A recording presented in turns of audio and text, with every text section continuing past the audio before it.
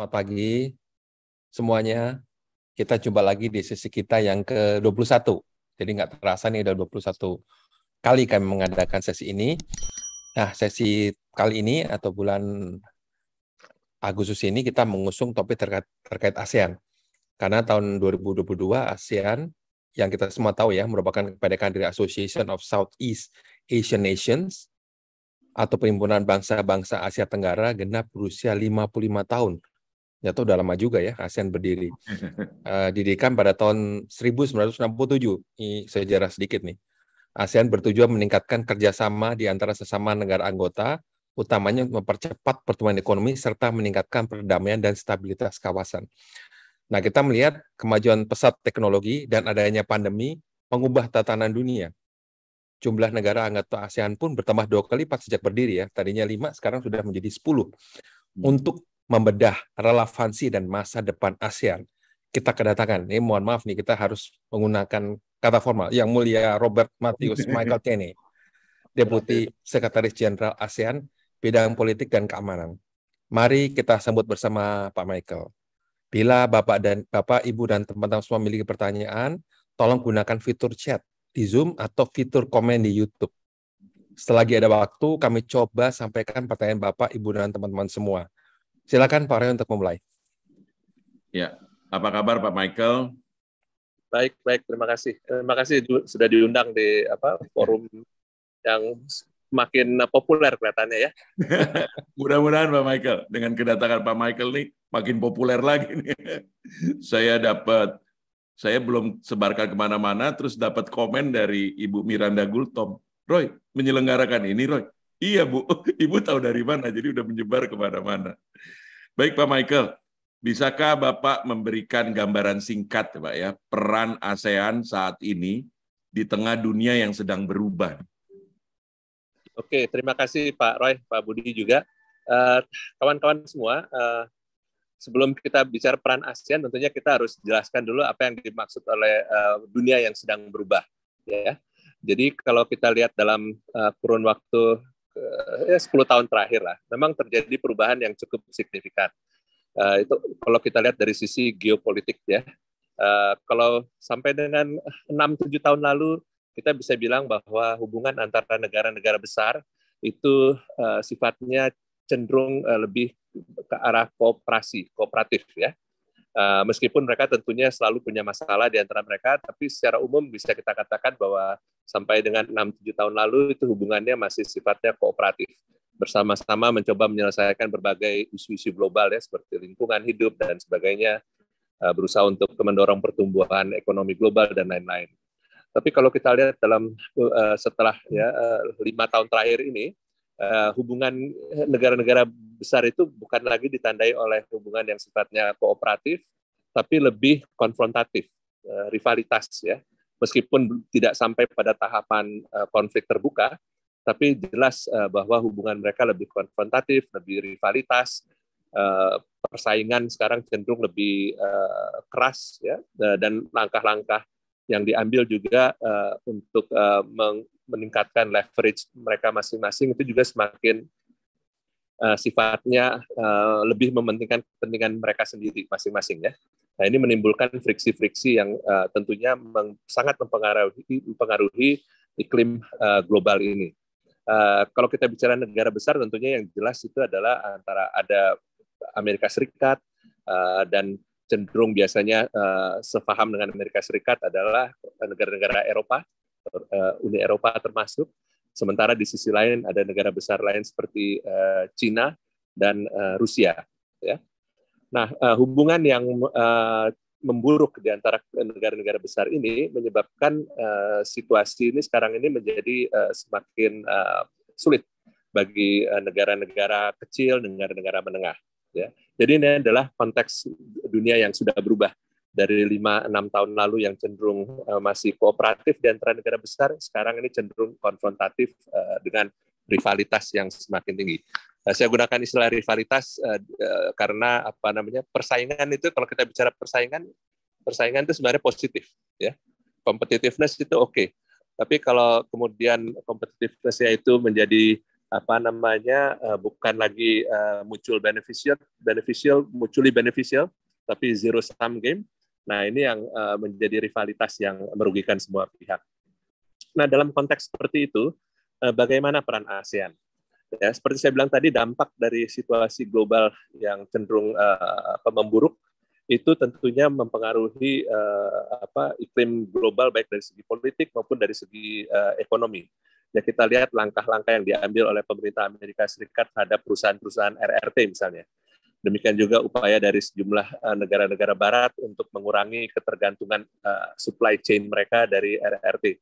Ya, ini tentunya mempengaruhi iklim global, apalagi diperparah oleh COVID-19 yang sangat mengganggu. Kemudian perang yang terjadi di Ukraine yang berdampak pada supply energi maupun bahkan makanan. Ya, food security untuk masyarakat. Nah, ini semua berdampak pada kepentingan mendasar dari negara-negara kecil menengah yang sebenarnya tidak ada urusan sama sekali, tahu-tahu terdampak oleh berbagai situasi global ini. Nah, ASEAN tentunya mempunyai peranan yang besar untuk memastikan bahwa dampak dari situasi global ini tidak akan drastis ya terhadap negara-negara anggotanya, terhadap negara-negara, bahkan terhadap negara-negara yang ada di kawasan sekitar ASEAN ini. Kenapa? Karena ASEAN juga memiliki sejumlah leverage atau kekuatan. Ya. Pertama adalah kalau kita bicara ASEAN, dilihat saja dari segi geografisnya, betapa sentralnya lokasi ASEAN. Ya. Kalau kita lihat di utara itu ada kalau ASEAN kita anggap sebagai satu kesatuan, maka batasan di utara ASEAN itu ada RRT, ada Rusia. Ya. Kemudian di barat kita itu ada India, ya, di timur di seberang lautan ada Amerika Serikat, ya, sehingga boleh dibilang ASEAN ini memang dikelilingi secara geografis oleh negara-negara besar. Ya, kedua, kita tahu bahwa jalur transportasi komunikasi yang sangat vital itu melalui wilayah negara-negara ASEAN termasuk Indonesia, jalur perdagangan, jalur transportasi laut dari kawasan Asia Timur menuju ke Teluk dan sebaliknya juga alur energi dari Teluk ke Asia Timur, itu semua melalui wilayah kita. Nah, ini adalah satu leverage yang dimiliki oleh ASEAN sehingga memungkinkan ASEAN untuk menempatkan posisinya sebagai satu kekuatan strategis yang harus diperhitungkan oleh negara-negara besar tersebut. Kedua, sepanjang 50 tahun ini sejak ASEAN berdiri, ASEAN juga telah membangun hubungan yang baik dengan negara-negara besar ini. Kita punya hubungan yang kita sebut sebagai ASEAN Plus One dengan masing-masing negara besar itu. Kita juga sudah membangun mekanisme regional lainnya seperti Regional Forum, East Asia Summit, di mana negara-negara besar itu bisa duduk bersama dengan ASEAN yang memungkinkan ASEAN untuk menyuarakan kepentingan ASEAN kepada negara besar tersebut. Forum-forum yang dikembangkan oleh ASEAN ini tentunya dipimpin oleh ASEAN, ASEAN yang menjadi tuan rumah, dan kita yang menetapkan juga agenda-agendanya. Sehingga kepentingan kita bisa kita bawa untuk didengar oleh negara-negara besar tersebut. Kalau kita masing-masing kalau kita bicara misalnya di PBB, di mana semua negara di dunia hadir, ASEAN itu hanya negara-negara kecil, negara-negara kekuatan menengah, yang suaranya hanya satu di antara 100 lebih, hampir 200 negara anggota PBB. Tapi pada saat kita berbicara dengan negara-negara besar itu di forum ASEAN, nah ini kita berdiri setara dengan mereka, ya, sehingga kepentingan kita, concern kita ini bisa kita suarakan untuk menjadi perhatian mereka. Tentunya dengan memperhatikan juga leverage yang kita miliki juga baik dari segi geografis maupun dari segi kerjasama kekuatan ekonomi ASEAN. Itu dari segi politiknya. Dari segi ekonomi juga kita lihat bahwa di tingkat internasional multilateral, di forum WTO kita melihat adanya kevakuman, ya, tidak ada perkembangan dari negosiasi di forum multilateral untuk mengembangkan akses pasar, untuk mengembangkan investasi dan sebagainya. Nah, di kemandekan atau kevakuman yang terjadi di forum internasional khususnya di WTO ini diisi oleh inisiatif ASEAN. Kita tahu bahwa awal tahun ini kita telah meluncurkan yang namanya Regional Comprehensive Economic Partnership (RCEP). Ini adalah pengaturan FTA regional yang terbesar di dunia, mencakup rencana semula 15 ya, tapi karena India keluar jadi berkurang. Tapi pada intinya ini adalah regional FTA terbesar di dunia. Dan ini menunjukkan semangat dari negara-negara ASEAN maupun mitra-mitra bicaranya untuk terus mendorong penataan perekonomian regional yang bisa menguntungkan semua pihak ya, meskipun despite situasi kemandekan yang kita hadapi di forum multilateral. Jadi intinya menjawab pertanyaan Pak Roy tadi, satu di segi politik keamanan di tengah dunia yang berubah ini, ASEAN berperan penting untuk menyuarakan kepentingan negara-negara ASEAN, khususnya dalam interaksi mereka dengan negara-negara besar. Dari segi ekonomi juga, ASEAN terus mendorong akses pasar yang lebih besar, rule-based ekonomi yang bisa menguntungkan semua pihak melalui berbagai inisiatif ekonominya yang menjadi sangat penting karena kenyataan bahwa di tingkat multilateral sulit dicapai kesepakatan konsensus di antara negara-negara lain. Kira-kira begitu, Pak Roy. Baik, terima kasih Pak Michael. ASEAN itu kan berdiri pada waktu masa Perang Dingin ya, Pak ya. Kemudian kita melalui masa pasca Perang Dingin ketika Uni Soviet sudah bubar ya. Sekarang kita masuk masa pandemi. Adakah perbedaan peran di antara katakan 3 masa besar tersebut, Pak? Ya sebenarnya sih misi ASEAN itu tidak berubah. Kalau kita lihat misi utamanya ya, yaitu untuk menciptakan perdamaian, stabilitas, dan juga untuk mendorong pertumbuhan ekonomi, menciptakan kemakmuran. Dari segi tujuannya itu tidak berubah, tapi mungkin konteksnya memang berubah. Ya, kita waktu awal ASEAN berdiri itu bahkan di kawasan Asia Tenggara sendiri saat itu situasinya tidak stabil. Indonesia baru selesai konfrontasi dengan Malaysia, dengan Brunei, kemudian perang di Indochina masih terus berlanjut ya, di antara Vietnam Utara, Vietnam Selatan, dan seterusnya. Jadi pada saat itu kawasan Asia Tenggara itu sendiri masih tidak stabil, bahkan diwarnai oleh konflik-konflik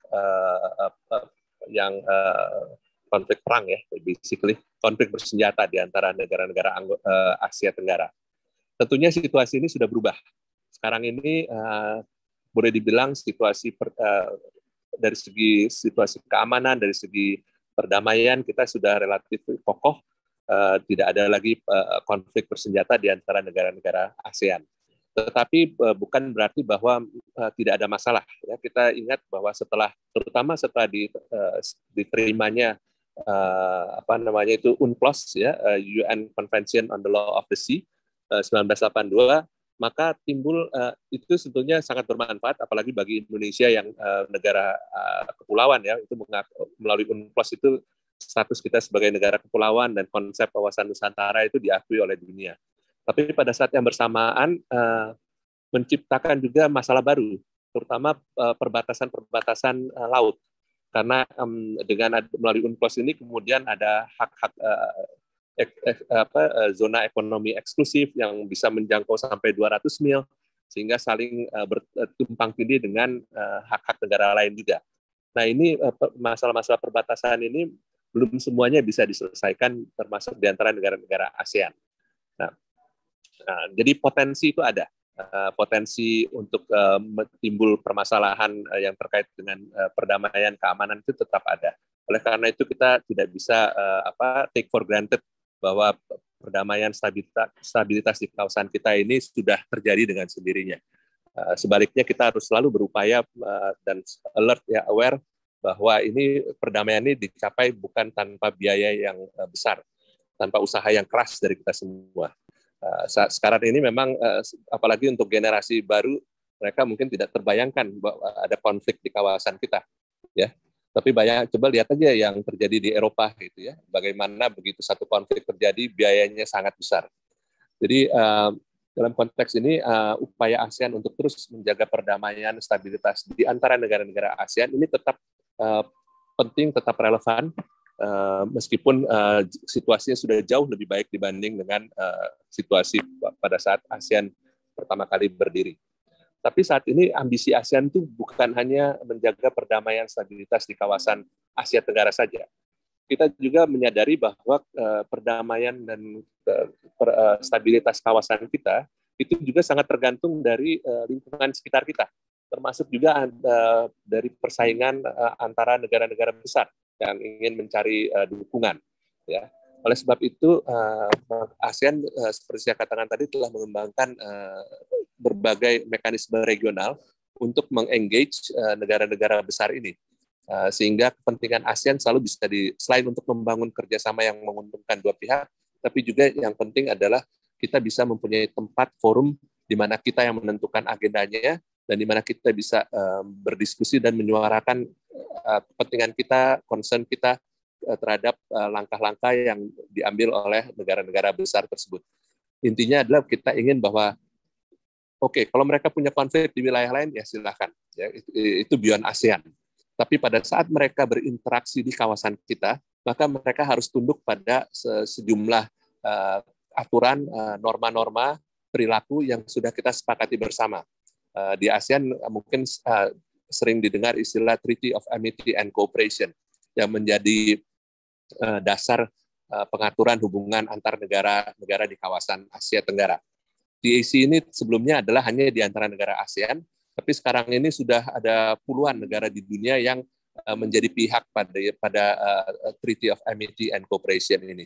Pada intinya dengan negara-negara luar kawasan itu menjadi pihak pada perjanjian ini, intinya mereka menyatakan secara politik dan secara hukum legal bahwa mereka tunduk pada sejumlah norma, aturan, prinsip-prinsip untuk berperilaku di kawasan Asia Tenggara, di mana intinya prinsip-prinsip tersebut adalah bahwa kita harus menjaga hubungan baik, tidak saling mengganggu, dan bahwa kalau ada permasalahan-permasalahan harus diselesaikan secara melalui cara-cara damai.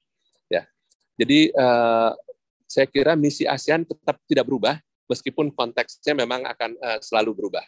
Ya, seperti yang dikatakan oleh Pak Budi tadi. Demikian juga upaya untuk membangun arsitektur ekonomi yang bisa kondusif bagi perekonomian negara-negara ASEAN ini juga selalu menjadi prioritas kita. Terima kasih Pak Michael, luar biasa penjelasannya. Saya jadinya terbuka pemikiran saya terhadap peran ASEAN sangat penting ya. Sangat penting. Terima kasih Pak Michael. Saya pikir ASEAN cuma kumpulan negara-negara aja, ngumpul-ngumpul gitu kayak kita. Tapi ternyata punya satu peran yang sangat penting. Nah Pak Michael kan di dalam ASEAN sendiri itu kan ada beberapa negara ya, dan yang tadi seperti Pak Budi bilang dari 5 jadi 10 negara ya. Dulu saya masih hafal 5, kalau 10 udah nggak hafal lagi ya. Ya 10 negara. Nah, apakah ini ada pertanyaan Pak? Apakah kehadiran ASEAN itu masih relevan dan penting bagi negara-negara anggotanya sendiri, Pak? Ya, saya kira pertanyaan itu sudah sebagian saya jawab tadi ya, bahwa kita tidak bisa take for granted situasi hubungan damai, perdamaian yang kita nikmati selama ini di kawasan Asia Tenggara. Kalau kita kembali ke situasi sebelum ASEAN dibentuk, seperti saya jelaskan tadi, ada banyak konflik di antara negara-negara ASEAN.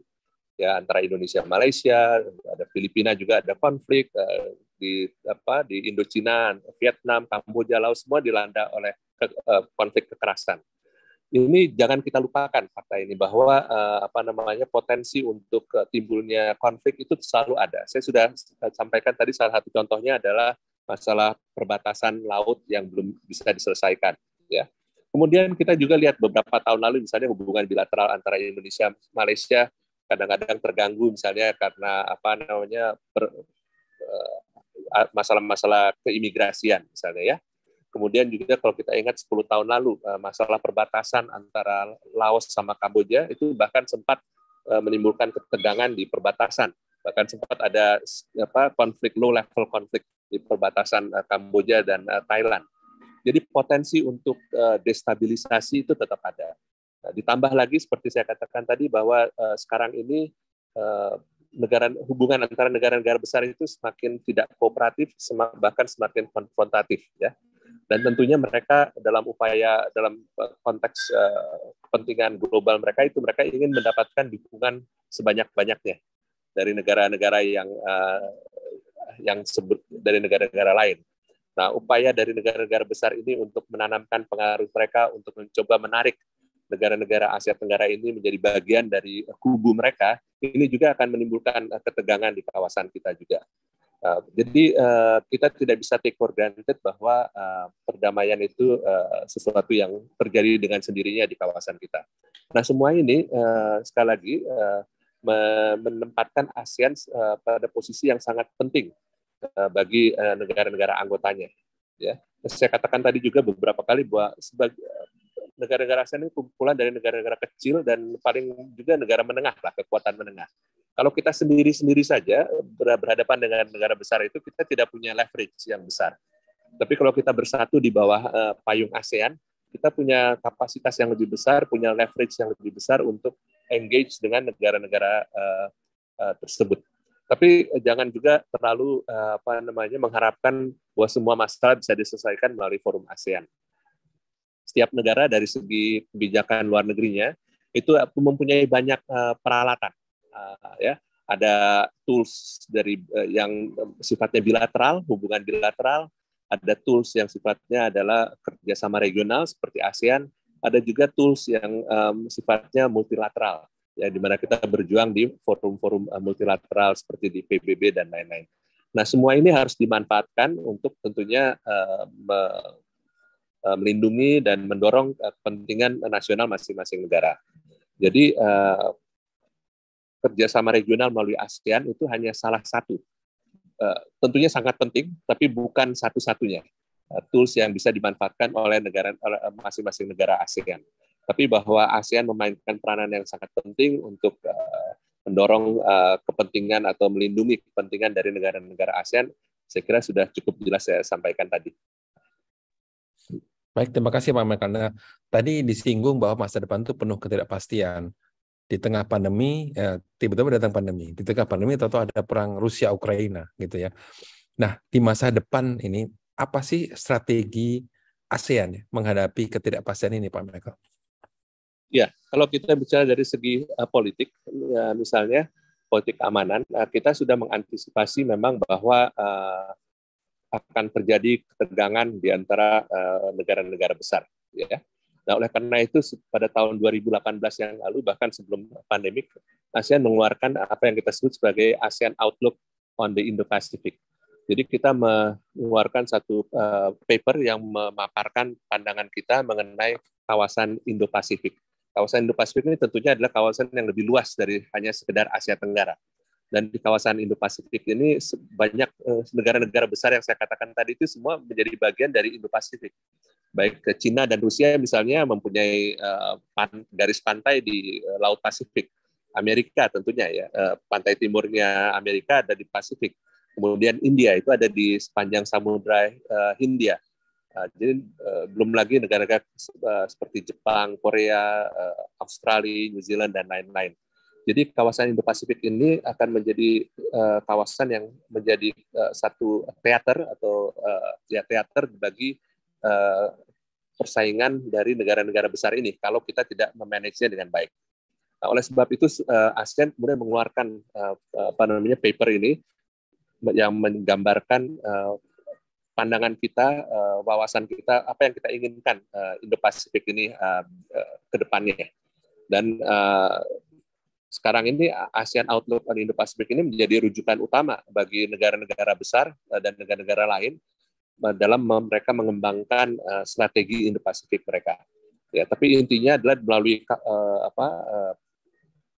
Outlook on Indo-Pasifik ini ASEAN menegaskan bahwa hubungan antar negara di kawasan Indo-Pasifik ini harus didasari oleh sejumlah prinsip-prinsip yang sifatnya sebenarnya universal, yaitu itu harus berdasarkan pada prinsip-prinsip perdamaian, penyelesaian masalah secara damai, dan kepatuhan terhadap hukum-hukum internasional yang sudah disepakati bersama. Sehingga hubungan antar negara besar, antar negara kecil di kawasan Indo-Pasifik ini sifatnya bisa transparan, bisa predictable. Tidak ada kejutan-kejutan yang yang sangat mengganggu dalam hubungan antar negara. Dari segi ekonomi demikian juga kita terutama setelah pandemik ini kita ASEAN itu mengeluarkan apa yang kita sebut sebagai ASEAN Comprehensive Recovery Framework. Itu adalah RCEP ya, ECRF ya, ASEAN Comprehensive Recovery Framework. Ini adalah upaya ASEAN untuk bangkit dari dampak pandemi yang terjadi. Recovery Framework ASEAN ini dijalankan melalui 4 strategi besar ya, fokus untuk di bidang ekonomi dan pembangunan. Yang pertama adalah untuk memperkuat sistem kesehatan, health system di kawasan kita. Nah, ini cakupannya luas, termasuk misalnya untuk membangun kapasitas regional untuk mengembangkan dan memproduksi vaksin jika diperlukan, memperkuat sistem deteksi, preparedness, kesiapan menghadapi pandemik, dan lain-lain. Kemudian ya, pilar kedua dari Comprehensive Recovery Framework ini adalah memperkuat human security. Ya, jadi pertama health, kedua human security. Human security kita bicara mengenai misalnya perlunya ada safety net sosial bagi masyarakat yang terutama kelompok-kelompok yang termarginalisir, termasuk juga kelompok-kelompok rentan seperti anak-anak dan wanita. Kemudian kita juga bicara di bawah human security ini adalah peningkatan kapasitas SDM dari negara-negara ASEAN. Pilar ketiga adalah mengenai memanfaatkan kerjasama ekonomi ASEAN yang sudah ada ini secara lebih optimal, terutama terkait dengan akses pasar maupun juga integrasi ekonomi. Kita ingin memastikan bahwa meskipun ada pandemik, tapi akses pasar tetap terbuka, supply chain tetap terjamin, ya, sehingga disrupsi ekonomi itu berkurang. Pada saat yang bersamaan kita juga ingin mengantisipasi bahwa belajar dari pengalaman kita pada masa pandemi ini, bahwa kalau terjadi pandemi ke depan ini kita lebih resilient, ketahanan ekonomi kita itu lebih siap untuk menghadapi situasi mendadak darurat seperti yang kita alami semasa pandemi. Pilar keempat kalau saya tidak salah adalah digital ekonomi, infrastruktur digital, transformasi digital. Saya kira ini tidak perlu dijelaskan lagi panjang lebar karena kita semua paham bagaimana Fourth Industrial Revolution, kemudian digital transformation ini menjadi terakselerasi dengan adanya pandemik dan akan tetap ada dengan kita. Dan ini merupakan peluang besar bagi kita ke depannya. Jadi digital transformation, dan yang terakhir adalah bahwa upaya kita untuk recover, untuk membangun kembali dari pandemik ini harus sustainable, harus green, ya. Ini bahwa pandemik ini merupakan kesempatan bagi kita untuk reset atau reboot upaya-upaya pembangunan kita untuk lebih sustainable, lebih hijau, lebih memperhatikan keseimbangan ekosistem dan kegiatan ekonomi. Jadi mungkin begitu Pak Budi penjelasan saya. Baik, terima kasih Pak Michael. Penjelasannya sangat komprehensif nih, seperti Sekjen PBB. Pak Michael, ini ada pertanyaan dari audiens nih Pak Michael ya. Ini berhubungan dengan ekonomi. Pertanyaannya sederhana tapi jawabnya agak sulit nih Pak Michael. Kapan ASEAN punya mata uang tunggal seperti euro biar semakin disegani di pasar uang dunia? Nah itu pertanyaannya Pak Michael. Ya, terima kasih Pak Roy dan terima kasih untuk pertanyaan tersebut. Saya punya mata uang bersama belum tentu sesuatu yang menguntungkan bagi ASEAN saat ini, karena kita lihat bahwa ASEAN ini seperti Indonesia itu sangat beragam. Bineka. Termasuk juga dalam perkembangan ekonomi kita, ya. Ada negara yang kecil yang sangat maju, tetangga kita misalnya Singapura, ada Indonesia yang sangat besar, masih pendapatan menengah, Ada juga negara-negara yang masih dalam tahapan pembangunan yang relatif kalau kategori UN-nya masih least developed country lah, ya. Nah, tentunya prioritas kepentingan ekonomi masing-masing negara ASEAN ini berbeda-beda, ya. Oleh sebab itu, proses integrasi ekonomi ASEAN ini juga kita lakukan secara bertahap untuk memastikan bahwa integrasi ekonomi ini lebih banyak menimbulkan manfaat daripada menimbulkan kerugian bagi negara-negara anggota ASEAN. Ya, kalau untuk negara-negara maju, apalagi yang sangat tergantung pada ekspor, ya mereka maunya akses pasar seluas-luasnya. Tapi ada negara-negara kecil, negara-negara seperti Indonesia dengan penduduk yang besar, yang punya kepentingan untuk memastikan bahwa sejumlah komoditi strategis itu bisa terpenuhi untuk kepentingan domestik kita. Dan ini kita tidak bisa bergantung pada ekspor. Karena seperti contohnya dengan kejadian pandemik, di mana terjadi gangguan dalam supply chain, mendadak kita tidak bisa bergantung pada ekspor untuk pemenuhan sejumlah kepentingan kita. Atau perang di Ukraine yang mendadak mengganggu supply energi dan supply makanan misalnya, food security. Jadi hal-hal itu pertimbangannya berbeda-beda. Nah, dalam mengatasi berbagai masalah ini tentunya tools ekonomi yang digunakan oleh negara-negara ASEAN itu kan juga toolsnya mungkin sama, tapi policy-nya beda, ya kan? Kita sama-sama mungkin menggunakan monetary tools, tapi ada yang penggunaan monetary tools-nya ini berbeda-beda. Nah, kalau kita itu kemudian menggunakan satu mata uang, ya ini ada manfaatnya, tapi juga menimbulkan berbagai batasan. Ya, karena asumsinya kalau kita menggunakan satu mata uang yang sama, itu bahwa kondisi fiskal, kondisi moneter kita relatif seragam lah. Padahal dalam kenyataannya kan tidak demikian. Daripada mata uang bersama, sebenarnya itu saya lebih senang kalau kita bisa bicara misalnya gimana kalau kita itu nggak perlu harus roaming lagi di antara negara ASEAN.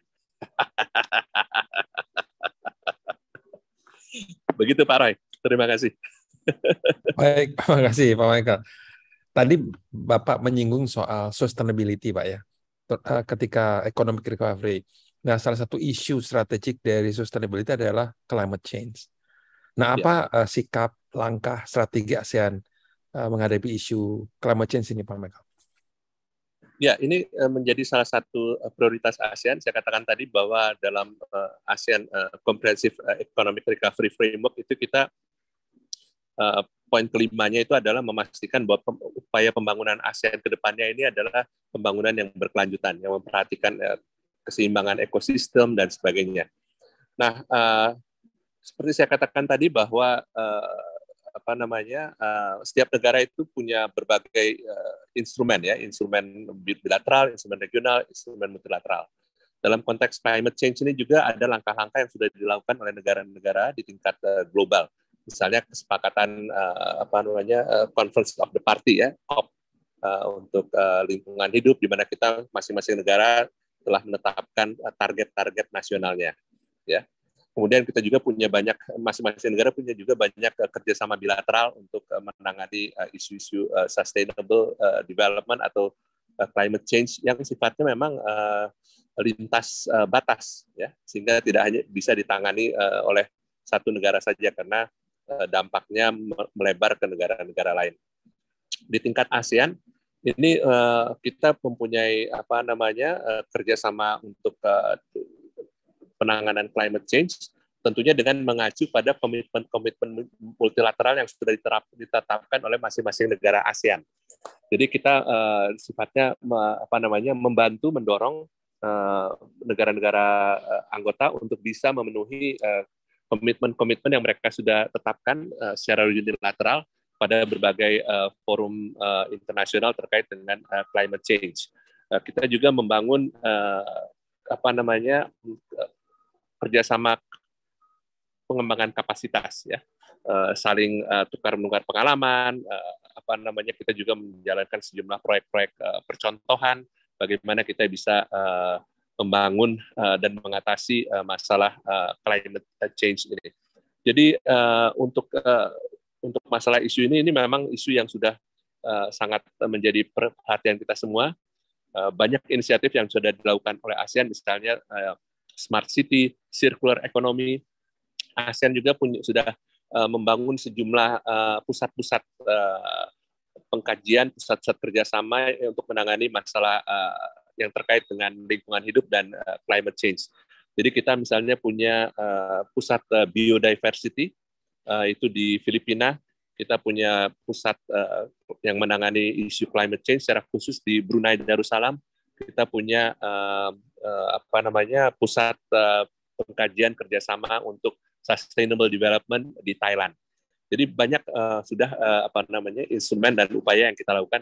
Tapi yang penting adalah bahwa kesadaran pentingnya climate change ini sudah sangat mendarah daging di antara policy maker ASEAN. Oke, Pak Michael. Ini saya ada pertanyaan lagi dari Pak Saludin. Pertanyaan begini, Pak Michael.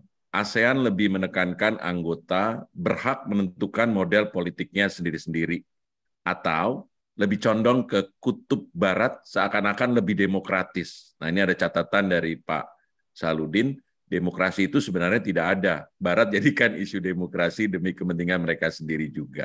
Nah, ini mohon penjelasan, Pak Michael. Ya, memang tujuan utama ASEAN waktu didirikan itu kan sebenarnya adalah untuk mengatur, membantu menciptakan situasi yang kondusif bagi hubungan antar negara-negara ASEAN sehingga tidak terjadi konflik di antara mereka. Ya, itu sebabnya prinsip-prinsip utama yang mengatur hubungan ASEAN itu antara lain adalah prinsip non-intervention, ya, tidak saling mencampuri. Karena kalau kita suka campur-campur urusan orang itu resep untuk konflik. Gitu kan, gitu. Dan ini prinsip non-intervention ini bukan diciptakan ASEAN, itu bukan prinsip yang unik pada ASEAN, tapi ini adalah prinsip utama yang mengatur hubungan antar negara di tingkat internasional, ya.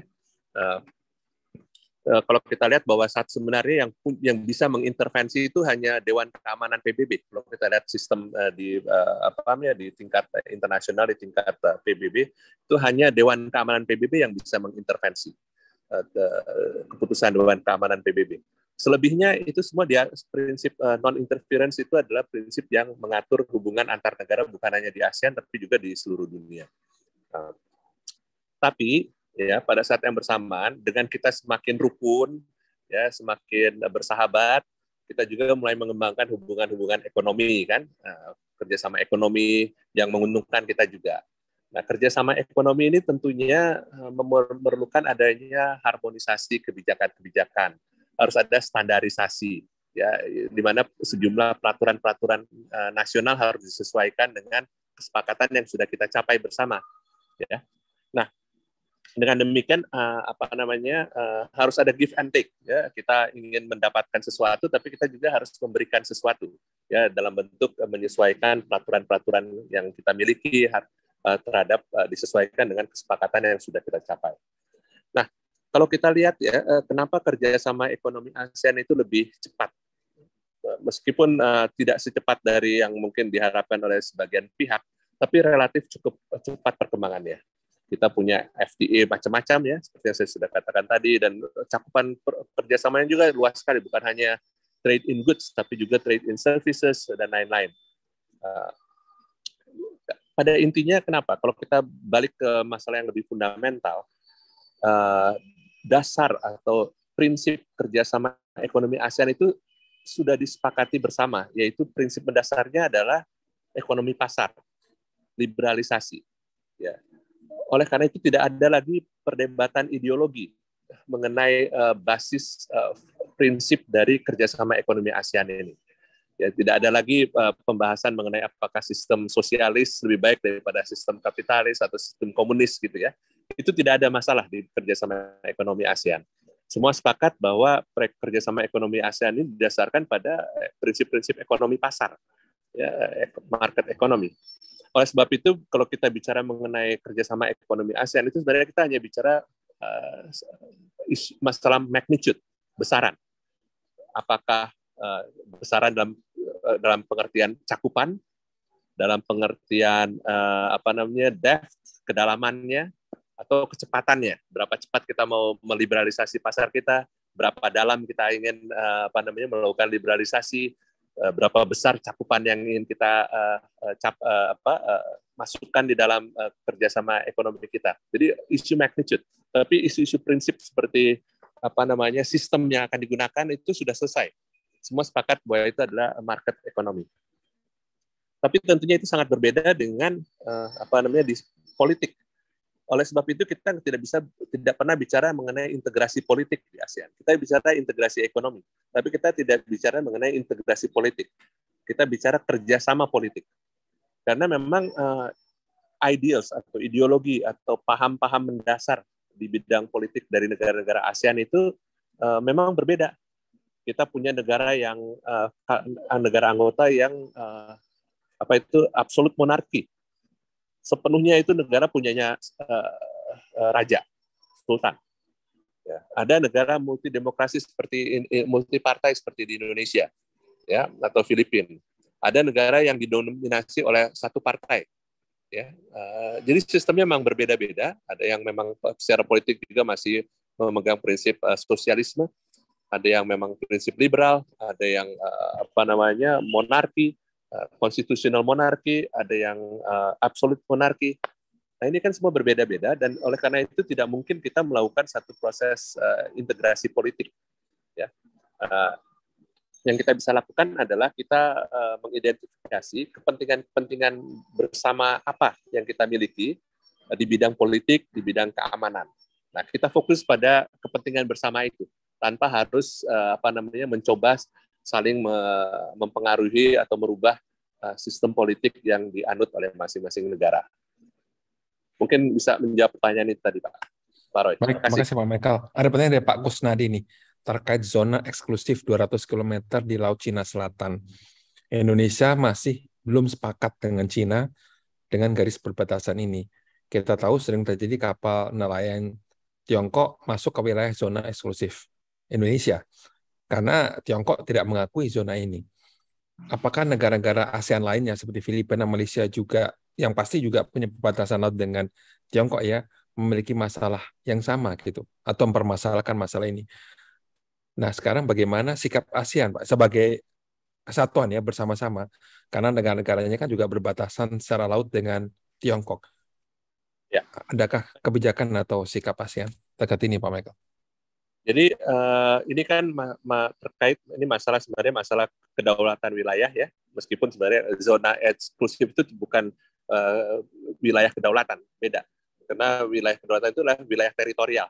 Zona eksklusif itu adalah kita punya hak untuk mengelolanya, tapi itu bukan wilayah kedaulatan kita sebagai negara. Tapi intinya adalah ini sebenarnya terkait dengan kedaulatan ekonomi dan sebagainya. Dan yang muncul dari seperti yang saya katakan tadi, dengan ditetapkannya UNCLOS, maka itu ada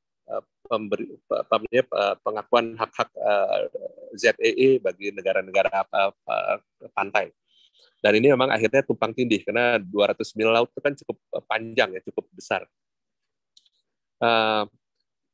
Masalah-masalah tentunya masalah yang terkait dengan perbatasan maritim ini pada akhirnya harus diselesaikan secara bilateral oleh masing-masing negara yang memiliki permasalahan perbatasan. Yang nggak mungkin masalah perbatasan itu diselesaikan secara multilateral. Maksudnya misalnya nggak mungkin lah Indonesia ikut ngurusin masalah perbatasan misalnya antara Amerika Serikat dengan Meksiko. Ya. Itu kan nggak harus, kalau ada isu-isu perbatasan yang harus diselesaikan oleh negara yang terkait. Mungkin ada wilayah yang berbatasannya tumpang tindih antara 2-3 negara atau lebih. Nah, ini misalnya yang terjadi di Laut Cina Selatan, ya, di mana ada sejumlah negara. Jangan salah, ini bukan hanya masalah antara negara-negara ASEAN individual dengan RRT. Di antara negara-negara ASEAN pun ada yang tumpang tindih klaim di wilayah maritim, termasuk di wilayah Laut Cina Selatan. Jadi pada prinsipnya permasalahan bilateral ini harus diselesaikan melalui negosiasi bilateral antara negara-negara yang mempunyai permasalahan perbatasan itu. Ya, tapi ASEAN punya peranan penting untuk mendorong supaya masalah-masalah perbatasan ini bisa diselesaikan secara damai tanpa menggunakan kekerasan. Jadi peran ASEAN itu adalah bukan untuk menyelesaikan permasalahan bilateral perbatasan maritim, tapi memanage mengelola permasalahan itu, ya. Karena kadang masalah perbatasan ini adalah isu-isu yang mungkin bisa butuh puluhan tahun atau bahkan mungkin tidak pernah selesai, ya. Saling klaim itu akan tetap ada. Tapi kan kita bisa memilih antara menyelesaikan masalah ini secara dengan kekerasan, dengan konflik, memaksakan kehendak kita, atau kita mencoba menyelesaikannya secara damai. Nah, kalau kita ingin menyelesaikan secara damai, sementara perundingan bisa makan waktu 10, 20, 30 tahun, in between apa? Nah, in between kan kita harus sepakat bahwa oke, selama ini belum kita bisa selesaikan secara damai, mari kita sepakat bahwa pertama kita tidak akan menggunakan kekerasan. Kedua, mungkin kita bisa identifikasi area kerjasama yang bisa kita lakukan. Ketiga, mungkin kita bisa membangun saling kepercayaan, saling pengertian yang lebih baik di antara kita sehingga masalah-masalah perbatasan ini bisa benar-benar diselesaikan melalui cara-cara yang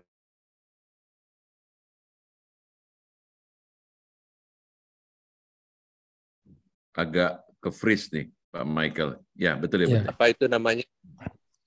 Declaration on the Code of Conduct of South China Sea. Dan saat ini juga kita sedang dalam negosiasi dengan RRT untuk menyelesaikan Code of Conduct on the South China Sea.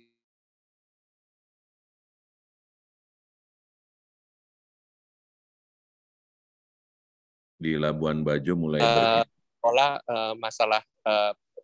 mengelola isu perbatasan ini sehingga tidak diselesaikan dengan menggunakan kekerasan atau konflik.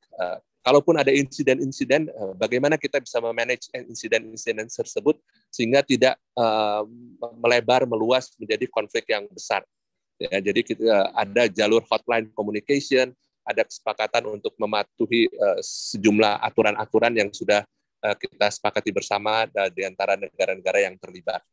Jadi intinya adalah kita ASEAN punya peran penting bukan untuk menyelesaikan masalah perbatasan, tapi untuk memanage masalah itu, menciptakan kondisi environment yang lingkungan yang kondusif bagi penyelesaian isu-isu perbatasan atau konflik ini secara damai.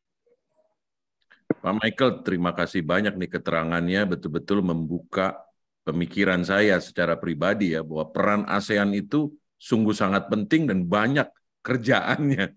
Nah ini Pak Michael, ini terakhir dari saya ya Pak Michael, ada pertanyaan dari Pak Kapler Marpaung. Ini menarik nih pertanyaannya Pak Michael. Dibilang sini Pak Michael, nama ASEAN itu selama ini belum dirasakan oleh masyarakat Indonesia. Hanya menjadi pembicaraan atau konsumsi di kalangan elit. Bagaimana agar ASEAN ini benar-benar bisa langsung dilihat dan dirasakan oleh masyarakat, atau istilah Pak Kapler ini adalah people oriented. Oh, ini menarik nih Pak Michael, silakan Pak. Ya, ini pertanyaan yang memang sangat baik dan ini isu yang memang sudah menjadi perhatian kita. Kalau dikatakan bahwa ASEAN belum dirasakan, mungkin benar belum dirasakan karena belum tahu. Tapi tadi dalam penjelasan saya kan saya sudah jelaskan apa yang sudah dilakukan ASEAN. Ya, misalnya bahwa perdamaian yang kita nikmati selama ini itu bukan sesuatu yang terjadi dengan sendirinya. Ini adalah upaya yang kita lakukan baik melalui jalur-jalur bilateral, tapi juga melalui kerjasama ASEAN. Sehingga hubungan antara negara-negara di kawasan kita ini, antara Indonesia, Malaysia, Singapura, dan lain-lain itu hubungannya baik. Ya. Ini adalah yang saya katakan tadi, banyak masyarakat kita yang taken for granted bahwa perdamaian itu sudah terjadi dengan sendirinya.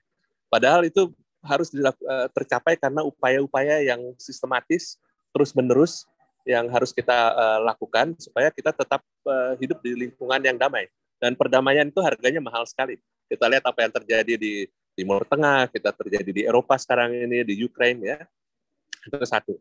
Kerjasama ekonomi juga saya sudah katakan tadi, ada banyak integrasi ekonomi yang sekarang ini misalnya intra-trade ASEAN itu sekitar 25%-an lah, antara 25 sampai 30% dari total trade ASEAN. Jadi kurang lebih 1/4 sampai 1/3 dari kegiatan ekonomi ASEAN secara keseluruhan itu adalah sifatnya antar negara ASEAN. Ya, tapi memang masalahnya adalah bahwa tidak banyak yang paham atau tahu mengenai ini, sehingga dianggap tidak ada manfaatnya, hanya pertemuan di antara pejabat-pejabat dan sebagainya.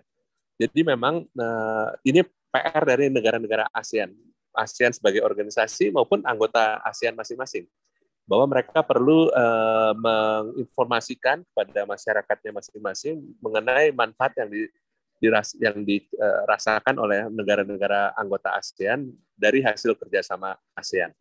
Dan ini mungkin di Indonesia karena kita negara besar ya, jadi mungkin nggak banyak yang tahu mengenai ASEAN. Tapi kalau kita lihat ke negara-negara anggota ASEAN yang lain, seperti misalnya Kamboja, Laos, bahkan Thailand, itu pemahaman masyarakatnya mengenai ASEAN itu cukup dalam. Dan ini masalahnya bukan hanya sekedar tahu aja, tapi dengan kita masyarakat kita tahu mengenai ASEAN, semakin juga mereka bisa memanfaatkan skema-skema kerjasama yang sudah dibangun oleh ASEAN, baik di bidang ekonomi untuk pelaku-pelaku usaha maupun di bidang pendidikan, kerjasama pengembangan kapasitas youth, pemuda, wanita dan lain-lain, kerjasama peningkatan kualitas pendidikan atau kerjasama exchange, beasiswa dan sebagainya. Itu ada banyak sekali skema kerjasama ASEAN yang tidak termanfaatkan dengan optimal karena memang ketidaktahuan. Dan ini memang PR dari semua negara anggota ASEAN, termasuk juga untuk sekretariat ASEAN juga. Iya, Pak Michael, karena bicara pendidikan tadi kan tadi disinggung ya Pak Michael ya. Nah, mungkin banyak di antara kita belum tahu tuh apa sih manfaat atau kolaborasi ASEAN itu untuk meningkatkan kualitas pendidikan di negara-negara anggotanya, Pak Michael. Ya kita lihat semakin sekarang ini kan sebenarnya di antara ASEAN kalau untuk pendidikan tinggi kan kita ada yang namanya ASEAN University Network, ya. AUN. Ya, AUN ya. Itu juga forum yang sudah terbentuk lama, jaringan antar berbagai perguruan tinggi di ASEAN. Saya kira ya masalah pendidikannya akan semakin penting kerjasamanya, terutama misalnya dalam hal standarisasi. Ya, kita lihat dengan semakin ekonomi kita terintegrasi, tentunya kita kebutuhan antara tenaga kerja yang terlatih, yang memenuhi standar-standar tertentu itu akan semakin tinggi. Ya, kalau kita mau bicara kerjasama di bidang-bidang yang konkret ya, kerjasama industri, kerjasama otomotif dan sebagainya, kita itu akan memerlukan standar-standar tertentu bagi pelaku-pelaku ekonomi kita, termasuk dari segi tenaga kerja kita. Ya, saat ini di ASEAN sudah dimungkinkan adanya pergerakan yang lebih bebas untuk tenaga kerja profesional, misalnya ya. Tapi ini kan berarti harus ada pengakuan terhadap standarisasi dari kapasitas pekerja profesional itu. Ya. Nah, ini terkait dengan pendidikannya. Belum lagi kita lihat bahwa sekarang semakin banyak universitas-universitas di negara ASEAN yang pasarnya itu bukan hanya pasar domestik, tapi sekarang pasar ASEAN. Nah, kebetulan Indonesia yang konsumennya paling besar. Jadi paling banyak juga jadi sasaran dari universitas-universitas yang bagus di ASEAN untuk menarik siswa-siswa Indonesia untuk sekolah di sana. Nah, ini tentunya menjadi tantangan juga bagi perguruan tinggi di Indonesia untuk bisa menyamai kualitas mereka. Kalau enggak kita bisa brain drain ya, siswa-siswa terbaik kita pindah ke luar. Jadi kerjasama pendidikan ini akan kedepannya akan terus sangat penting, dan juga dengan semakin banyak misalnya pelajar-pelajar ASEAN yang saling belajar di negara lain, di negara ASEAN lain ya, ini juga akan semakin mendekatkan atau meningkatkan pemahaman masyarakat kita, terutama kaum muda, kaum yang terdidik, mengenai apa yang terjadi di negara-negara anggota ASEAN lainnya. Coba gambarannya ya yang sederhana, berapa banyak sih orang kita yang tahu bahasa Laos, yang bisa bicara bahasa Kamboja, atau bahkan bahasa Vietnam. Ya, kita bisa mungkin sebagian bisa bahasa Jepang, bisa bahasa Korea, tapi sedikit sekali mungkin yang bisa bahasa Laos atau yang tahu perkembangan di Laos atau di Kamboja. Nah, ini pemahaman seperti ini yang masih kurang, dan saya kira kerjasama pendidikan ini bukan hanya dalam segi peningkatan kapasitas capability dari lembaga-lembaga pendidikan, dari pelajar-pelajar kita, tapi juga mempunyai dampak besar untuk semakin mendekatkan dan merakyatkan ASEAN, terutama juga dalam konteks membangun solidaritas di antara negara-negara ASEAN. Gimana kita bisa solidar kalau kita nggak tahu satu sama lain? Mungkin begitu Pak, kira-kira. Baik Pak Michael, karena kita ini judul sesinya kan 1 jam ya. Kita sudah hampir 1 jam diskusi, Pak Michael banyak sekali informasinya. Terima kasih banyak waktunya di sela-sela kesibukan nih, sedang dinas di Labuan Bajo tapi menyempatkan diri untuk hadir di sini. Terima kasih sekali lagi, juga terima kasih kepada Bapak Ibu, teman-teman semua yang sudah ikut hadir pada sesi ini. Ini sesi kita adakan setiap bulan, Bapak dan Ibu, teman-teman semua. Tentu saja sesi berikutnya akan kita adakan pada bulan September dengan narasumber dan topik yang tak kalah menariknya. Nah, sebelum kita tutup, apabila ada keluarga, relasi, Bapak, Ibu, dan teman-teman semua yang tidak sempat hadir, tidak sempat menyaksikan sesi ini secara live, mohon dapat menginformasikan bahwa rekamannya tersedia di YouTube channel kami, di YouTube channel 2L4U, 2L4U. Tentu saja pesan sponsornya jangan lupa subscribe channel kami agar kami terus semangat menghadirkan konten-konten yang menambah ilmu dan pengetahuan kita semua. Mengingat pandemi belum berakhir, mari kita terus jaga kesehatan kita masing-masing dengan selalu mematuhi protokol kesehatan dan menerapkan pola hidup bersih dan sehat. Sampai jumpa di sesi kita berikutnya. Salam sehat, penuh semangat. Terima kasih.